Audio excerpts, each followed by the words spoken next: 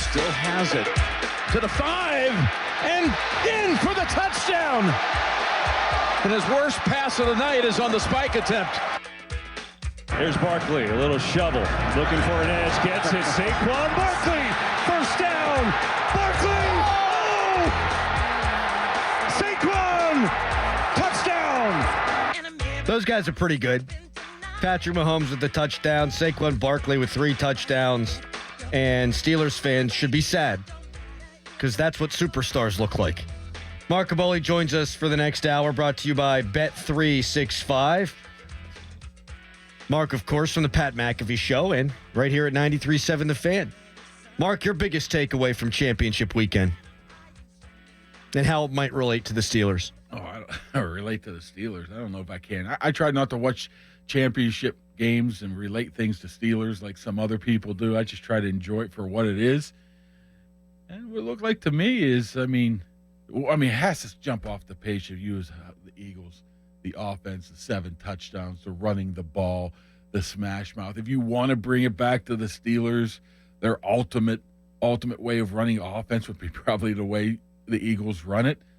But you need a guy who's like Saquon Barkley. I don't think there's too many of those guys around. Yeah, I think they're like 6 players short to do that. Yes. Well, 5 offensive linemen, right? Well, I think you could make your peace with Frazier, and you'll see what happens with Faltanu. And I think that McCormick, you feel pretty good about those guys and how they can grow up together. Maybe the tackles. Left tackle for sure, and Broderick Jones you worry about. But then you got the Eagles. They pay 3 years, $75 million to Devontae Smith, 3 years, $96 million to A.J. Brown. And then, yeah, I know that Saquon Barkley's only making 3.8 or whatever it is this year, but they gave him a lot of money in free agency. And if the Steelers want to play that way, which they probably should want to play that way, you have to spend your money and you have to spend your resources on trying to play that way. It can't just be, oh, we're going to be the Eagles with Najee Harris and with Van Jefferson and with Michael Pruitt. Like, that ain't the way to get it done. The philosophy's the same. You need good players to do it. Yeah, I mean, plus with Barkley, he's just such the home run hitter. You just cannot miss a tackle, get out of your gap. I mean, for Najee Harris and Steelers, I mean, Jalen Warren, whoever, in general, most of the running backs in the league, that would get you 20 to 25. Mm-hmm. Barkley's going 80, but Barkley's going 75. He's just on a different level right now. And you just can't – it's impossible. And when you add those peaches of Brown and Smith and Hurts, the Peaches door. We got to add Peaches. Yeah. It was Peaches. That's what you said. Yeah. Although it makes sense because they added a ton of Georgia guys. They love their peaches down there. Oh, you're ripping on how I speak, and every word you say starts with a D. That's not true. That's not true. That's ridiculous. What are you talking about? Tweet us, brought to you by South Hills Kia, Peters Township. Visit them at southhillskia.net. The other thing, my takeaway, easy to see, the winners in the playoffs scored on average 31 points. Now, but the Eagles' defense played extremely well, I thought. I think that defense is important. It absolutely is. You don't get a seat at the Final Four table, though, unless you can score at an elite level. Like, the defense needs to make plays, and we saw the Kansas City defense make the play at the end of the game on that corner blitz, right? But you're not even going to be part of that Final Four or that Final 8 probably if you can't score points. And you have to spend money in order to do that. So basically what you're saying is you need an all-around team. You have to spend your money wisely. You have to spend your money on the right players. You have to spend your money on the right side of the ball first and foremost, and they don't. I mean, the Eagles spend money on offense, and then they draft well on defense. And they brought in Zach Bond for $3.5 million, and all of a sudden he's at 151 tackles. But, 10 years ago, that is cyclical, though. I mean, they have a lot of young guys on offense that they're just not going to pay right now. 10 years ago, that was not the case. I mean, Roethlisberger and Brown and Bell and whoever else, and that whole offensive line was getting paid a ton of money, and the defense wasn't. I guess they made it further than they did when it was the other way around. Exactly. So there is a point there. But I think eventually it will come back to the other side when you start to have to pay some of these guys. If you decide to pay it, they might just dump everybody as well. I mean, skill players. What skill players you keeping right now long term? None. I mean, Freiermuth, of course. Well, yeah, he's already locked under down. contract. But other than that, you're not really Jalen, looking maybe? at anybody and saying, okay, he's our long-term future. We're going to pay him X amount of money. It's a really good question, and I think the answer is Jalen Warren, who's probably not even going to be your starting running back. He's just going to be a part of the puzzle. And did you say anybody else? Nope. Pat Freiermuth because he's under contract. That's it. There's a whole lot of mid going on out there. And then you've got George Pickens, who... Sus. Do you think they'll keep him?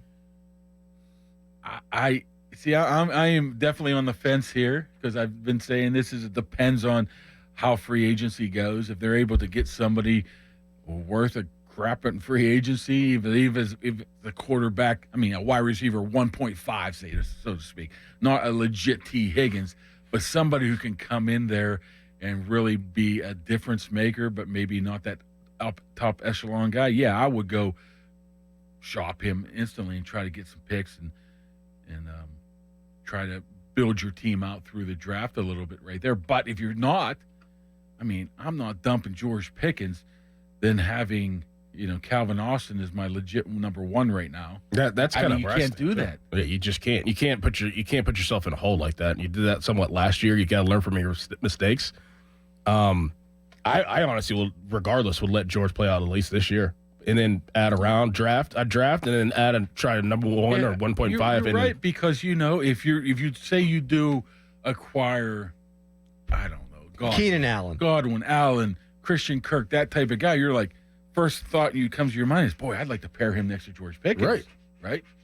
It's not like I want to dump George Pickens. No, if you get Devontae Adams, if you get T. Higgins, which, what are the odds of that? Very limited.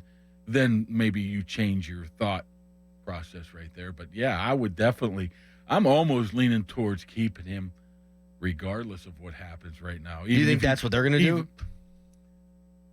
It's a tough situation. Look what last year. Nobody thought Deontay was going to get dumped too, and boom. I guess they dumped him at the right point. Now you got some flexibility with George. Unless he becomes a total pain in the butt where you just can't deal with it anymore.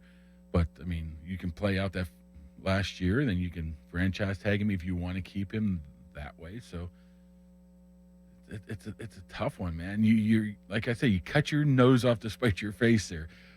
You want get rid of George Pickens for the greater good of the organization, but then that hurts your organization because he's such a good player. And you've got nothing in the pipeline. Nothing. Calvin Austin's a nice little player. I still believe in Roman Wilson, even though we didn't see him for longer than a fart this year. Even if you can't count on those guys. Even if you draft, the Ohio State guy, Ibuka, you can't guarantee he's going to come in and be a difference maker day one. No, if it's Ibuka and whatever next year's version of Van Jefferson is, that's not a good place. That's not good for Ibuka's development. That's not good for whomever the quarterback is. Do you think that they're going to bring Fields back? And if they do, are they going to tailor the offense around Fields? They put themselves in a tough position right now where, I guess they got this month. Whoa, it's probably 2 months now. A little less than 2 months to be able to go to him right now. He's still under contract with the Steelers for another 2 months. So they can offer him right now. But if you're Justin Fields, why do you do that? You're right. Don't you go out and just say, hey, I'm going to go see what the market says I'm worth. I'm going to see what kind of better deal I can get somewhere else as well. So I'm sure they would want to have plans. They have plans in place already. They've had 2 weeks since the end of the season of what they want to do. Now, that's their plans. What is Justin Fields' plan? What is, plan B, Russell Wilson's plan? How about if it's plan C and Kirk Cousins or whoever it might be, God forbid, then you have to lay that out right now. The Russell Wilson thing to the Vegas thing, I just think as a person in this job for a long time, you just adding 1 and 1 and getting 2 right there. Yeah. It's not like somebody's going up to said national reporter and saying, boy, Russell Wilson's interested in going here. It's like, no, he played for Pete Carroll, blah, blah, blah. He would fit good there. He has a home in San Diego, which isn't far from Vegas. He does still live in Washington at times. I think his kids went to school there. It makes sense. That doesn't mean the Raiders are interested in him. Wouldn't that be interesting, though, 3-4 days after he says he wants to retire as Steeler or wants to be here for life, he signs with the Raiders. Yeah, his old coach. I mean, to me, it just wouldn't make sense. I know you said 1 + 1 = 2, but I mean, I don't see why. I'm just you saying hire nobody's Pete Carroll. telling them that. No, yeah, They're nobody's assuming. telling them that. But I'm sure Pete Carroll is like, look, I think that we can stabilize this organization with Russell Wilson. You guys know, Tom Brady, you know that what we have done, obviously in Seattle together. I think if Pete Carroll wanted Russ, I think that they would sign him.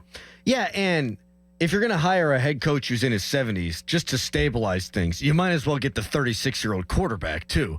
Whereas the Steelers, they should be going cheaper. They should be going younger, and it gives them another bite at the apple is really what it is.